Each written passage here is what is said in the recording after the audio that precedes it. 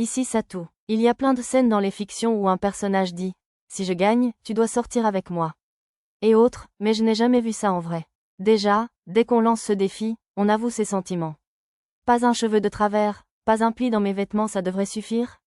De retour de la couche inférieure du labyrinthe à mon bureau au manoir, j'ai enfilé mon costume de cérémonie de noble pour le vol en dirigeable vers la capitale royale. En entrant dans le couloir, j'ai entendu du vacarme en direction du hall d'entrée. Je me suis dirigé vers elle, et une des jeunes servantes m'a remarqué et est arrivée à toute vitesse. Jeune maître, c'est un dirigeable, il vole. Un dirigeable, vous voulez dire? Oui, c'est ça, c'est incroyable, non? Eh bien, s'il ne volait pas, ce ne serait pas un dirigeable. La petite servante me prit par la main et m'entraîna jusqu'à la fenêtre pour observer le vaisseau aérien. Un immense dirigeable planait au-dessus de la base de l'armée du labyrinthe. C'était le dirigeable numéro 1 que j'avais donné au gouvernement sous le nom de Nanashi. Nous allions nous rendre à la capitale royale à bord de ce dirigeable, en compagnie de nombreux autres, dont le baronnet Gélil et son groupe du rugissement du dragon rouge, qui avait vaincu le maître de piste de la strate moyenne. Waouh, il est énorme, hein? Tu vas piloter ce dirigeable, hein? C'est incroyable. Ah bon, un dirigeable venait de la capitale royale à Labyrinth City une fois par mois, alors je ne comprenais pas pourquoi elle était si excitée, mais c'était visiblement parce que quelqu'un qu'elle connaissait allait embarquer. C'est vrai, je caressais la tête de la petite servante et levais les yeux vers le dirigeable avec elle. Le flanc du blindage du dirigeable portait les armoiries royales du royaume de Shiga, et au-dessus du pont, en saillie près de la proue, de petits blasons indiquaient les passagers. Grâce aux leçons d'héraldique que la secrétaire du baron Muno, Yuyurina, m'avait inculquées lors de mon accession au titre, je savais que le drapeau appartenait au duché de Vistal. Si je me souvenais bien, le duc était le neveu du général Ertal, de l'armée de la cité du labyrinthe. J'avais entendu dire que le duché de Vistal ne s'entendait pas bien avec le duché d'Ugosh. En tant que représentante de la baronnie de Muno, voisine du duché d'Ugosh, j'espérais qu'il ne chercherait pas à m'attirer l'ennui pendant le voyage. Mais quelqu'un d'aussi important qu'un duc ne se donnerait sûrement pas la peine de s'engager avec un simple chevalier héréditaire comme moi. Les filles, vous n'avez pas encore terminé vos devoirs de la matinée. Dépêchez-vous de retourner au travail.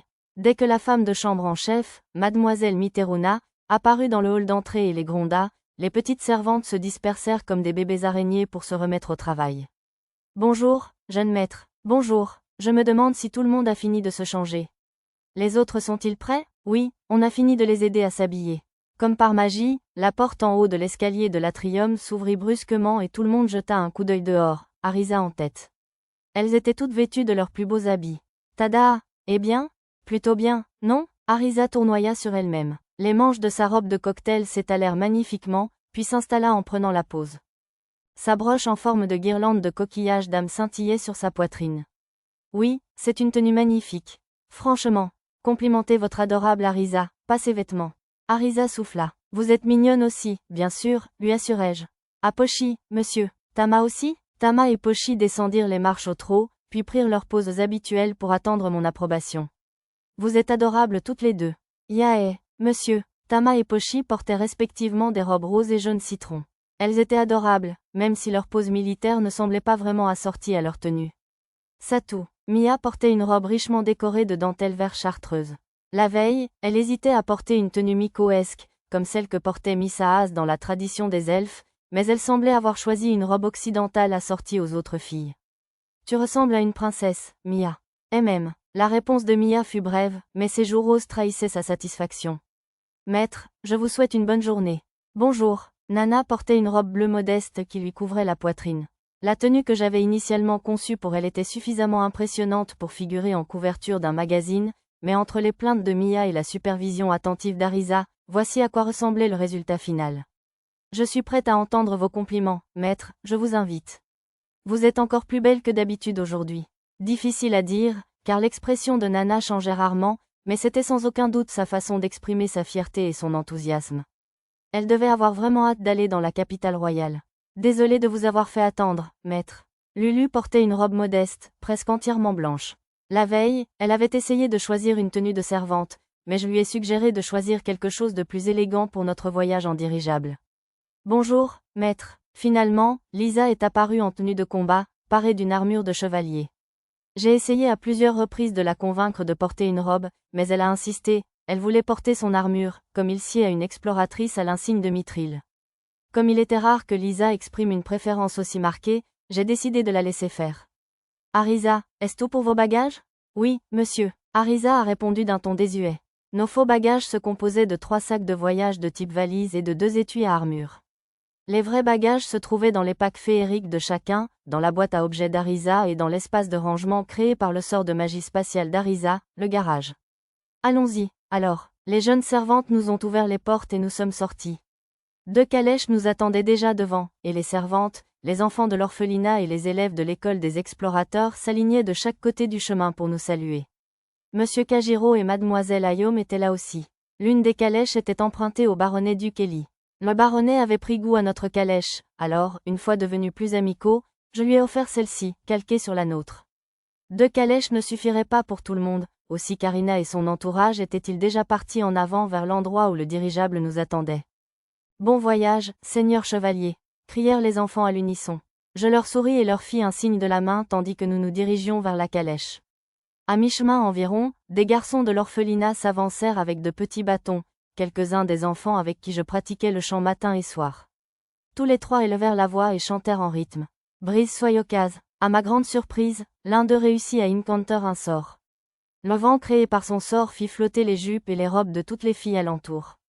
Par réflexe, j'attrapai Lulu et Nana pour maintenir leurs jupes.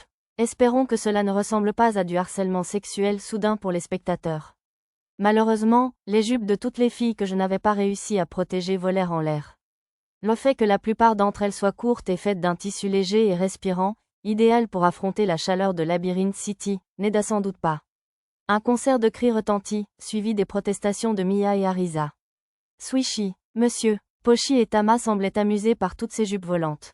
J'ai réussi. Ça valait le coup de répéter nos incantations en secret pour surprendre monsieur Chevalier. Les jeunes garçons espiègles étaient ravis de leur succès. Tandis qu'on les ramenait à l'orphelinat, je remarquais qu'aucun d'eux n'avait acquis les compétences chant ou magie. Comment l'un d'eux avait-il réussi à maîtriser le chant en si peu de temps? Peu importe comment il l'avait utilisé, je ne pouvais qu'applaudir son travail acharné et son talent. Franchement, j'étais un peu jaloux. Non, un adulte ne devrait pas envier les enfants. Quant à la punition du farceur, espèce de petit con, Arisa lui donna un coup de poing sur la tête, provoquant un nouveau cri. Une fois ce mignon petit incident terminé, nous montâmes dans nos wagons et nous dirigeâmes vers le dirigeable amarré. Génial, incroyablement incroyable, monsieur. Tama et Pochi se penchèrent aux fenêtres des wagons, de chaque côté, contemplant avec excitation la forme géante flottant dans le ciel. La queue frétillante de Pochi n'arrêtait pas de me frapper au visage. Monsieur, comme les 2 fenêtres étaient occupées, Mia ouvrit d'un air maussade la petite fenêtre destinée à la conversation avec le cocher pour regarder dehors. Arisa, Lulu et Nana avaient perdu au jeu de pierre-papier-ciseaux qui déterminait les places et se trouvaient dans l'autre voiture devant nous. Pour une raison inconnue, Lisa était assise sur le banc du cocher, son lance-criquet magique à la main. Son goût apparent pour les hautes sphères était surprenant, compte tenu de sa peur du dos du dragon noir. Dehors, je voyais une foule de sympathisants et de spectateurs bordant les rues.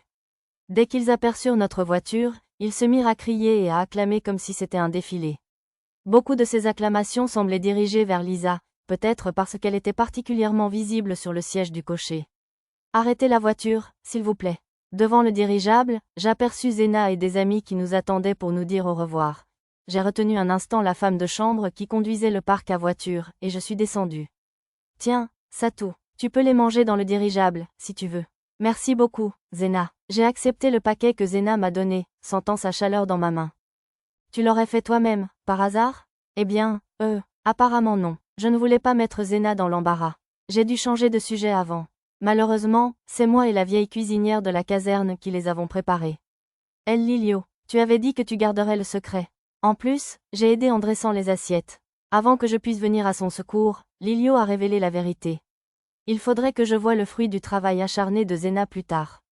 La présentation est aussi un élément important d'un repas, alors bien arranger les choses est un travail important. Oh oui, bien sûr. Très important. Zena a détourné le regard et a marmonné. Zut, aurais-je dû laisser couler au lieu d'essayer de la rassurer? C'était un échec cuisant. Si c'était une simulation de rencontre, j'aurais probablement entendu le son indiquant que mon taux d'affection avait chuté. Ah oui, mon garçon. Merci pour la carte. Ensuite, on ira avec les troupes chasser les menthes religieuses. Ou plutôt, on les évitera, car elles sont dangereuses, mais on chassera au moins les escargots de labyrinthe et les carapaces rouges. Lilio agita la main en me remerciant. Bien sûr, soyez prudent, et bonne chance. Plus vous serez fort, plus Zena sera en sécurité. Tant qu'il se méfierait de la grande caverne où rôdait le maître de zone et les monstres tueurs de chevaliers, tout devrait bien se passer. Si l'escouade de Zena développait cette zone, les élèves et les diplômés de l'école d'exploration seraient plus sûrs d'y chasser, donc tout le monde y gagnerait. Oh, il tient à toi, Zenachi. Sire Chevalier. Au moment où Lilio taquinait Zena, Mademoiselle Yona arriva, suivie de quelques chevaliers et fonctionnaires familiers. Sieur Chevalier, notre capitaine, Sieur Zerfort et Monsieur Toril, vous remercient de. Sieur Pendragon, merci d'avoir servi de médiateur auprès du vice-roi pour nous. Yona fut interrompue par son supérieur, Sieur Zerfort. Il m'avait demandé de parler au vice-roi pour eux lors de leur précédente visite à l'école des explorateurs, alors j'avais rédigé une lettre de recommandation pour eux. Le lendemain, ils rejoindraient les gardes pour une formation au maintien de l'ordre public en période d'affluence d'explorateurs en ville. Bien que je n'ai pas demandé, Sieur Zerfort m'a dit qu'il donnerait la priorité à la formation de chevaliers et de soldats expérimentés en réparation d'équipements. Je leur souhaitais de réussir. S'il apprenait à maintenir l'ordre public, Serious City deviendrait encore plus sûr pour les gens de l'auberge du front, pour Mademoiselle Nadi, pour le patron de l'épicerie et pour mes autres connaissances. Seigneur Pendragon, nous vous sommes extrêmement reconnaissants de nous avoir permis d'observer l'école des explorateurs l'autre jour. Et vous avez entraîné notre chevalier mage Zena et son escouade à de nouveaux sommets en si peu de temps. Nous vous sommes profondément reconnaissants et admiratifs. L'officier civil a exagérément vanté mes mérites. D'habitude, ce genre de choses garantissait une demande, alors je me suis préparé. À ce propos, pourriez-vous utiliser quelques membres de l'escouade d'élite Serious comme assistants pédagogiques à l'école des explorateurs? Il n'y aurait pas besoin de les rémunérer, bien sûr. Ils proposaient des instructeurs de leur armée, alors j'ai accepté avec plaisir. Cependant, je regrettais de les laisser travailler gratuitement, alors j'ai décidé de les rémunérer comme assistants pédagogiques. Seigneur Pendragon, vous êtes également ami avec la guilde des explorateurs, n'est-ce pas? J'ai hoché la tête, et l'officier m'a demandé si je pouvais faire un bon mot pour que quelques-uns d'entre eux postulent pour y travailler. Je n'avais cependant aucune autorité pour le faire, alors j'ai simplement accepté d'écrire une lettre de recommandation, d'autant plus que nous étions sur le point de partir pour la capitale royale. Finalement, ils m'ont demandé si j'étais disposé à entraîner les autres soldats en plus de l'escouade de Zena, mais j'ai catégoriquement refusé. Même leurs promesses de décoration et de récompense du comté de Serious ne m'ont pas touché le moins du monde. J'ai apporté mon aide pour Zena, ma bonne amie qui a autrefois sauvé la vie de mes compagnons. Si vous envisagez de me faire des demandes excessives, je devrais peut-être reconsidérer notre relation. Mieux vaut mettre un terme à ce genre de choses avant qu'elles ne vous épuisent. Sentant qu'il m'avait déplu, l'officier s'est immédiatement excusé, alors je les ai laissés tranquilles. D'autant plus que Zena s'est jointe à eux pour s'excuser de leur impolitesse. Avez-vous des sentiments pour Zena, Satou? C'est une question soudaine, dame Karina. Je me suis retournée en entendant la voix de Karina et j'ai eu du mal à cacher ma déception. Pourquoi porte-t-elle une armure au lieu d'une robe? Elle portait bel et bien une robe au petit déjeuner ce matin. Qu'est-il arrivé à ta tenue? Je t'avais demandé de porter la robe que je t'avais donnée au cas où on rencontrerait Sa Majesté le Duc aujourd'hui, n'est-ce pas? J'ai souri poliment en cuisinant Karina. Comme nous voyagions avec des nobles influents, j'ai pris soin de lui offrir une robe accrocheuse pour qu'elle puisse attirer des demandes en mariage. Mais j'ai tellement peur du regard des messieurs en robe. Être mignonne ne te mènera nulle part. Tu es horrible, Satou. Même si tu es si gentille avec Zena. Eh bien, Zena est une bonne amie, et je lui dois beaucoup. Laissant de côté la bouderie de Karina un instant, je me suis demandé pourquoi Zena et Arisa nous fixaient si intensément. En voyant Lilio et le reste de l'escouade de Zena esquisser un sourire malicieux, j'ai enfin compris. Ah, c'est à propos de ce que Karina a dit, c'est ça? C'est parce que Zena est ma. Je te mets au défi. J'allais dire, ma chère amie que je respecte profondément, mais Karina a soudain pris de panique et m'a brusquement interrompu. Tout ce que je faisais, c'était essayer de répondre à sa question. Je te défie en duel. Si tu gagnes, je porterai cette tenue embarrassante, comme tu insistes. Et, ne me fais pas paraître si louche devant tout ce monde. La robe que je lui ai offerte était inspirée des dernières modes de la capitale royale. Elle l'a qualifiée de « tenue embarrassante », mais elle était juste légèrement ample au niveau de la poitrine, rien d'excessivement révélateur. Les robes que Karina portait chez elle étaient principalement fabriquées au duché d'Ugouche et avaient tendance à être des modèles un peu démodés et conservateurs. C'est probablement pourquoi les dernières modes lui semblaient embarrassantes. Mais si tout ce que je devais faire pour la convaincre était de la vaincre en combat, autant accepter sa proposition immédiatement. Oh, très bien. Les mêmes règles s'appliqueront-elles que pour un duel entre Pochi et Tama? Bien sûr, je ne demanderai rien de moins. Quand Pochi et Tama affrontaient Karina, c'était généralement un match d'un round. Celui qui tombait du ring ou atterrissait le dos au sol était le perdant. Et si je gagne? Ah oui, elle n'avait pas encore formulé ses exigences. Mademoiselle Karina me fixait d'un regard rouge de feu. J'avais l'impression d'être fusillée du regard. Déconcertée, Karina me révéla son exigence choquante. Tais-toi, il faudra bien que tu t'épouses, MMM m'épouse. Hein? Se marier? Non, loin de là, j'entendis Arisa scander, coupable, coupable, en boucle. Heureusement que j'avais envoyé Mia acheter des encas avec Pochi et Tama. Au fait, Lulu était avec Lisa et Nana, portant nos bagages pour le transport à bord du dirigeable. Malgré tout, le reste de la foule nous acclamait, Karina et moi, à la fois par ses acclamations et ses railleries. Ah attends, je voulais dire. Karina se débattait, paniquée, mais personne n'écoutait ses excuses. Elle me demandait probablement de me faire passer pour son fiancé pour éviter les fréquentations dans la capitale royale, mais elle était tellement perturbée qu'elle avait lâché « Épouse-moi ». Je pensais qu'il était évident qu'elle m'aimait bien, mais qu'elle soit réellement attirée par moi en tant que personne du sexe opposé, c'était moins évident. Je soupçonnais qu'elle me considérait comme un bonus, à côté de Pochi et Tama. Plus importante encore, j'étais un peu inquiet pour Zena, qui répétait le mot « mariage » comme un disque rayé. Il fallait que je dissipe ce malentendu.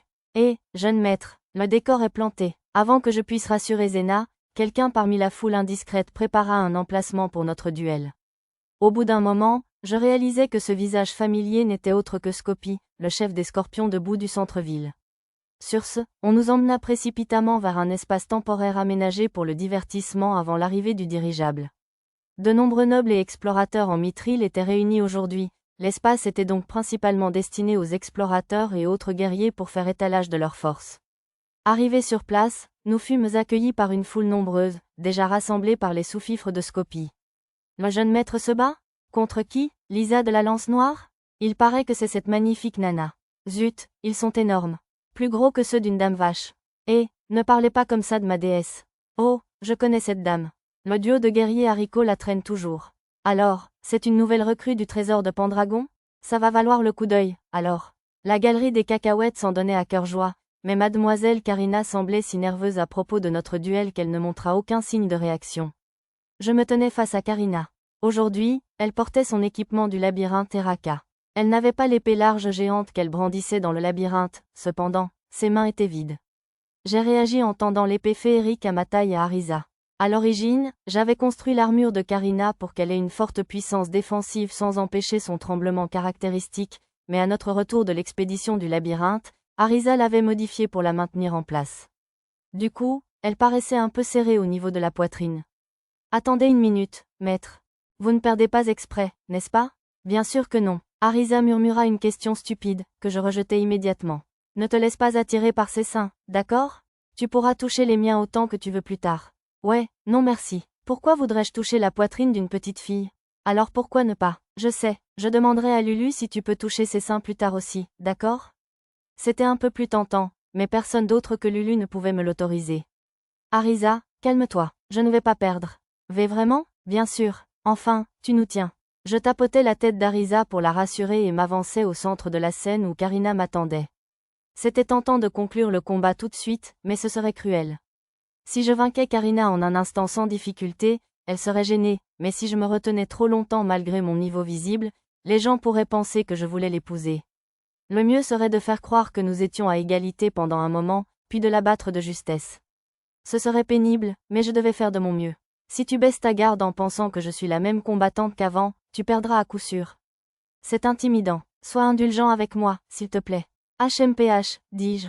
Combien de temps parviendras-tu à garder ce calme apparent en voyant comme j'ai progressé dans le labyrinthe, je me le demande. Karina avait parfois tendance à se comporter comme une enfant à cause de tout le temps passé avec Pochi et Tama, mais maintenant elle redevenait une adulte. Tandis qu'elle me narguait, Raka améliorait silencieusement Karina avec don d'augmentation de force. Je pouvais le constater au bref éclair de la barrière magique en forme d'écaille qui l'entourait. L'amélioration de force, don, de Raka offrait les mêmes avantages que le renforcement corporel, ainsi que d'autres bonus, comme le bonus de morale, l'accélération et la magie de barrière. J'ai attendu que Raka termine ses améliorations, puis je me suis mis en position de combat. Dès que l'arbitre a donné le signal, Karina a filé à toute vitesse, puis a trébuché juste devant moi. Non, on aurait dit qu'elle avait trébuché. Elle a pivoté en plein vol et m'a décoché un coup de pied en hache. Si c'était un film à gros budget, la réaction la plus amusante aurait probablement été de croiser les bras pour bloquer son coup, mais cela me semblait inutile. Au lieu de cela, j'ai penché le haut de mon corps pour esquiver son coup. Oh, génial! Juste au moment où il me dépassait, son coup a soudainement changé de direction et m'a frappé de côté. Raka a dû utiliser la magie de barrière pour créer un point d'appui en plein vol, ce qui lui a permis de changer rapidement de position. Même si c'était le cas, c'était impressionnant que Karina ait réagi aussi vite. Tama était douée pour ce genre de manœuvre, alors c'est peut-être là qu'elle a pris le coup. J'ai décoché un coup de paume vers le pied de Karina à courte distance. Ma main a percé les petits boucliers créés par Raka, parant l'attaque de Karina. Des cris de joie et des acclamations ont retenti dans la foule. Oh, il a esquivé en une seconde. L'armure de cette beauté est-elle un truc magique? C'est le même équipement que celui des enfants Pendragon, non? Quel équipement intouchable! Je n'ai pas eu le temps de clarifier leur malentendu. Karina a atterri sur un pied, utilisant cette jambe comme axe pour m'envoyer un coup de pied tournoyant de l'autre. J'ai esquivé d'un pas en arrière, en prenant soin de ne pas quitter les limites de l'arène. Jugeant qu'elle ne pourrait pas me toucher avec des attaques aussi puissantes et spectaculaires, Karina a enchaîné les combos. Ces attaques étaient bien loin de la Karina que j'avais connue à Muno City. Elle utilisait des stratégies bien plus complexes, comme une avalanche de direct pour attirer mon attention sur ses mains tout en essayant de me balayer les jambes. Je suppose que l'entraînement avec les filles bêtes depuis notre arrivée à Labyrinth City portait ses fruits. En fait, elle semblait bien plus forte que lorsqu'elle combattait à l'épée dans le labyrinthe. Peut-être que Miss Karina était plus douée pour les arts martiaux que pour l'escrime. Pendant que ces pensées me traversaient l'esprit, Karina et moi maintenions un échange de coups réguliers. Le flux continu de nos mouvements, tandis que nous nous déplacions dans l'arène, ressemblait presque à une danse. J'ai bloqué son enchaînement de coups de pied aériens avec mes mains, puis j'ai contré avec un coup de pied tournoyant. Bien sûr, j'ai considérablement réduit ma force, mais personne ne s'en douterait, car ma vitesse était toujours comparable à celle de Karina. Miss Karina a utilisé une prise de pied fabriquée par Raka pour modifier sa trajectoire en plein vol et éviter mon attaque. Elle se déplaçait comme une experte en combat. Zut, comment a-t-elle esquivé ce coup de pied? Tais-toi, je me concentre sur le combat de ma déesse.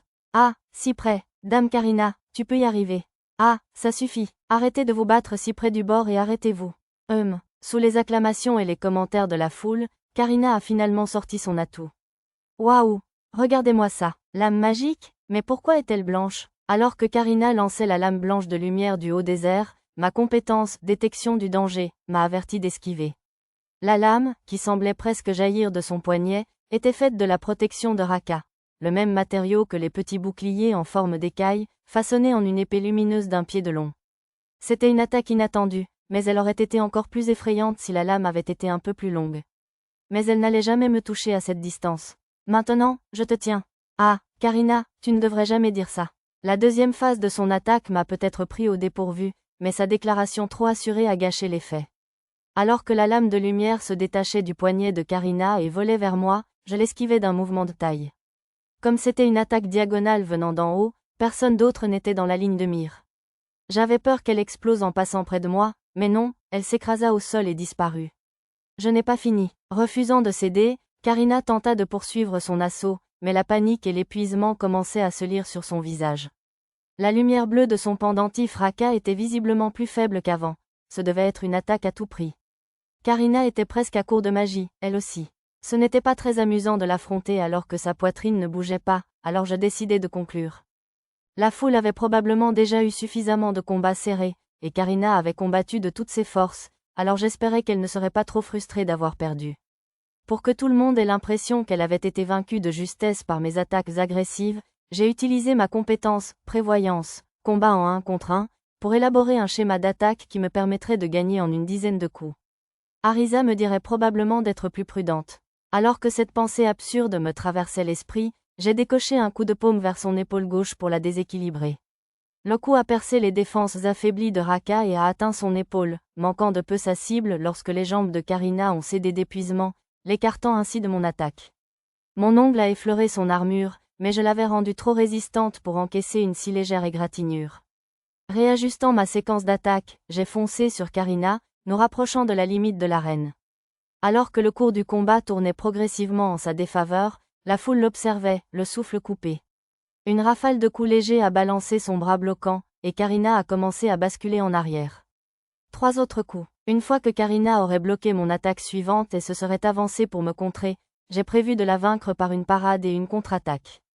Un instant plus tard, la foule a éclaté en rugissements. La magie a dansé dans l'air. Oh, oh Dieu, qu'est-ce que c'était que ça? Alors les miracles existent. L'attache qu'Arisa avait ajoutée à l'armure autour de la poitrine de Karina se brisa, et sa poitrine massive et magique reprit sa liberté, volant acrobatiquement au rythme des mouvements de Karina. Bien sûr, son armure était intacte, mais elle ne protégeait en rien de l'attrait de ses seins magiques. Mes yeux étaient rivés sur la danse rythmique devant moi. Go, Lady Karina! Les servantes de Karina l'encourageaient. Le sifflement du vent m'a alerté qu'un coup de pied allait arriver. Mais mon instinct primaire m'a empêché de réagir à temps au coup de Karina depuis mon angle mort. No! Satou! Sous les acclamations de la foule, j'ai entendu Arisa et Mia crier désespérément. Le coup fatal fut porté, et l'arbitre déclara la victoire. Combien de fois t'ai-je dit d'être plus prudente? Monsieur, ne baisse pas ta garde. Jamais, d'accord? C'est bien d'avoir confiance en soi, mais il faut être prudente. Promis? Après le combat, Arisa et Mia m'ont engueulé. Attends, quand est-ce que Mia est revenue? Je me suis excusée auprès d'elle de les avoir inquiétés et me suis tournée vers mademoiselle Karina, affalée, immobile, au sol. Ça va, dame Karina? Laisse-la tranquille jusqu'à ce qu'elle se remette. Tu es sûre, Raka? Je te laisse, toi et les servantes, la réconforter, alors. Il va sans dire que j'ai gagné le combat, bien sûr.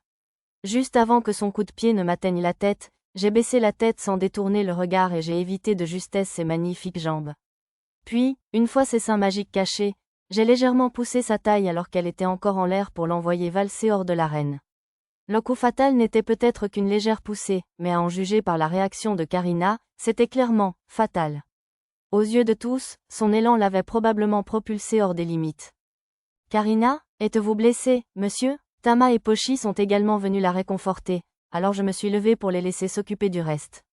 Puis j'ai senti quelqu'un tirer sur ma robe et j'ai baissé les yeux pour découvrir des doigts pâles accrochés à ma manche, tandis que le visage déçu et larmoyant de Karina se levait vers moi. La prochaine fois, je te jure que je te battrai la prochaine fois. J'admirais sa persévérance. Si ce n'était pas moi qu'elle recherchait, je l'encouragerais sans hésiter. D'accord, soyez indulgents avec moi. J'ai accepté une revanche et laissé Pochi et Tama aux commandes. Vous avez été formidable, monsieur. On va s'entraîner encore plus? Mais bien sûr, les laissant tous les trois se motiver à nouveau, je pris des nouvelles de notre départ auprès de Lisa. Lulu et Nana étaient déjà à bord. Mon combat contre Karina avait duré un certain temps, l'attente ne devrait donc plus tarder. Je pouvais demander à Karina de se changer dans sa chambre à bord du dirigeable. En attendant, je devais aller dire au revoir à tous ceux qui étaient venus nous saluer. Sœur Pendragon, je saluais d'abord les jeunes nobles, menés par le baronnet Dukelly. Ils n'avaient même pas 10 jours d'école d'explorateurs, mais leurs muscles commençaient déjà à se raffermir. Sœur Chevalier, quelle bataille incroyable. Vraiment, un homme de votre talent pourrait même être recommandé aux 8 Shiga de la capitale royale, Sœur Satou. Après avoir remercié le baronnet Dukelly de nous avoir prêté la calèche, je discutais avec Mary-Anne et la princesse Messia. Je n'avais aucune intention d'accepter une invitation des 8 Shiga, alors j'aurais préféré qu'elles ne fassent pas de telles prédictions.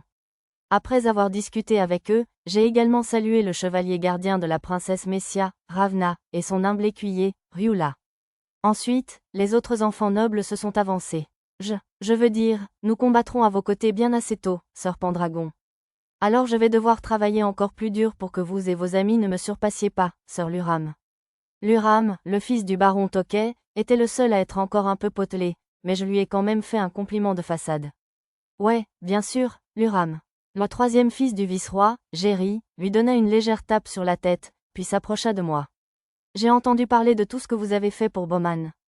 Qui est-ce déjà? Ce nom ne me disait que vaguement quelque chose, mais j'ai pu me rafraîchir la mémoire grâce au bloc-notes de l'onglet « Réseaux sociaux » de mon menu.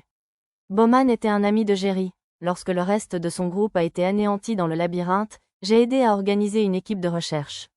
Je le méprise, mais je dois beaucoup à sa mère. Merci pour votre aide, sœur Pendragon. J'imagine qu'ils étaient plus des rivaux de toujours que des amis? Après Luram et Jerry, j'ai salué les autres enfants et échangé de légers hochements de tête avec les chevaliers gardiens du vice-roi qui les accompagnaient. Sire Chevalier, Irunia et Jenna des Belzels étaient également venus nous saluer au nom de l'école des explorateurs. Ne vous inquiétez de rien, entre nous, Sire Kajiro et les autres, on s'occupe des élèves. Regardez, on va entraîner ces enfants Pandra à vous être utiles. En le disant ainsi, on aurait dit que j'entraînais des enfants de l'école pour en faire mes vassaux. Assurez-vous juste de toujours faire passer la sécurité avant tout. Bien sûr, Irunia et Jenna ont souri en retour. Ces deux-là n'avaient pas eu beaucoup de chance en tant qu'explorateurs, mais c'étaient d'excellents professeurs. Monsieur Satou. Tiens, pour la route. C'est des takoyaki? Merci beaucoup. Je partagerai ça avec Tama et les autres plus tard. Neru était venu nous saluer depuis la branche Célivra de la compagnie Eshigoya. Des explorateurs importants comme Monsieur Dozon, Monsieur Koshin et Zarigon, ainsi que des crocs du feu infernal, étaient également venus nous voir, ainsi que quelques membres du groupe d'exploratrices Silverlight. Nous ne parlions pas souvent, mais j'appréciais leurs vœux. Finalement, je suis allé dire au revoir à Zena et à ses compagnons une dernière fois. Nous serons de retour dans 1 mois au plus tard, alors ne faites rien d'imprudent en attendant. Oui, bien sûr, nous mettrons en pratique tout ce que nous avons appris dans le labyrinthe, et la sécurité avant tout. Malgré cette déclaration, il était difficile de se rassurer face à l'excès de zèle de Zena. Tu ne disais pas ce matin, je jure que je trouverai un moyen de me rapprocher de la force de Satou et de son groupe. Et tout ça, Zena? Lou, ne mentionne pas ça maintenant. Yona s'empressa de la faire taire. Zena? Je la regardais d'un air interrogateur, mais elle détourna le regard, gênée. On s'occupera de Zenachi, ne t'inquiète pas. Même si on ne peut pas l'empêcher d'être imprudente, on veillera à ce qu'elle ne perde pas complètement la tête. Les paroles de Lilio n'étaient pas vraiment réconfortantes. Je lui rendis un sourire faible et rappelai une fois de plus à Zena la prudence. On devrait y aller. D'accord, Satou. À la fin de cette étrange conversation, j'échangeai une poignée de main ferme avec Zena, et nous montâmes la rampe du dirigeable. Nous devions être les derniers passagers à embarquer. La rampe se leva dès notre arrivée, et j'entendis le moteur principal du dirigeable démarrer. Pensant à nos projets pour la capitale royale, je me dirigeai vers la plateforme d'observation pour retrouver tout le monde. Ah oui, maître, je viens de me rappeler ce que je voulais dire quand nous parlions de réincarnation. Se détournant de la fenêtre, Arisa toucha sa guirlande de coquilles d'âme en me murmurant. Lors de ma première réincarnation, un dieu m'a dit quelque chose, autorité, espoir, croissance. Alors je pense que ce serait mal de ne jamais utiliser mes compétences uniques. Peut-être, mais ta sécurité passe avant tout. Je sais que, surpuissance, est dangereux, mais ne jamais abandonner, à une fréquence d'utilisation limitée, alors ça ne devrait pas aller? Je suppose que c'est sans doute acceptable. D'accord, je t'autorise à utiliser ne jamais abandonner, mais seulement en cas d'absolue nécessité. Et assure-toi de ne jamais l'utiliser au-delà du nombre de fois autorisé. D'accord, j'ai compris, répondit Arisa d'une voix mièvre. Oh, et encore une chose. À propos des réincarnations? Ouais, ce n'est pas exactement à ce moment-là que je me suis réincarnée, mais quand j'étais bébé, un dieu m'est apparu en rêve et m'a dit de faire attention si je rencontrais d'autres dieux ou des apôtres des dieux. Arisa baissa encore la voix. S'ils trouvent quelqu'un qui a hérité de leur pouvoir, ils attaqueront certainement, alors je devrais résister ou fuir de toutes mes forces si je rencontre un autre dieu ou l'apôtre d'un dieu. Dès que j'ai entendu les paroles d'Arisa, je me suis souvenu de notre baptême au temple de Tenion. Arisa n'a pas pu recevoir le baptême de Tenion. On ne va pas avoir à combattre un dieu ensuite, si? Je préférerais de loin une visite touristique réconfortante plutôt qu'un affrontement final dramatique avec un dieu maléfique. Regardant le soleil par la fenêtre, j'ai adressé cette prière idiote au dieu.